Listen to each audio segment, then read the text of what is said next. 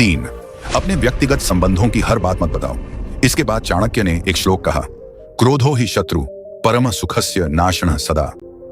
इसका अर्थ है कि क्रोध मनुष्य का सबसे बड़ा शत्रु है, जो उसके सुख और शांति को नष्ट कर देता है। इसलिए क्रोध में कही गई बातों को फैलाना और बढ़ाना बुद्धिमानी नहीं है।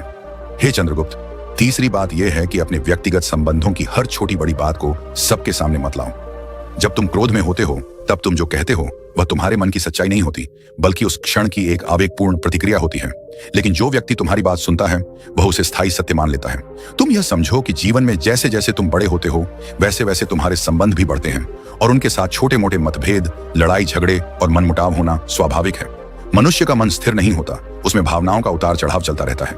कभी तुम गुस्से में होते हो, कभी जोश में, और उसी आवेग में तुम ऐसी बातें कह देते हो जो उस समय तो सही लगती हैं, लेकिन वास्तव में वे स्थायी नहीं होती।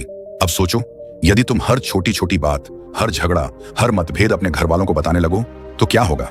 उस समय तुम गुस्से में होकर किसी के बारे में गलत बोल दोगे, लेकिन बाद में जब तुम्हारा मन शांत हो जाएगा तुम उसी व्यक्ति से फिर सामान्य व्यवहार करने लगोगे, उसे माफ भी कर दोगे।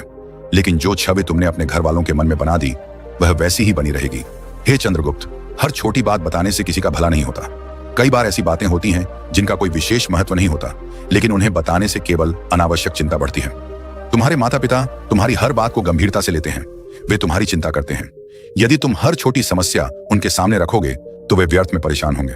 इसलिए यह समझदारी है कि जो बातें छोटी हैं, जिन्हें तुम स्वयं सुलझा सकते हो, उन्हें स्वयं ही सुलझाओ।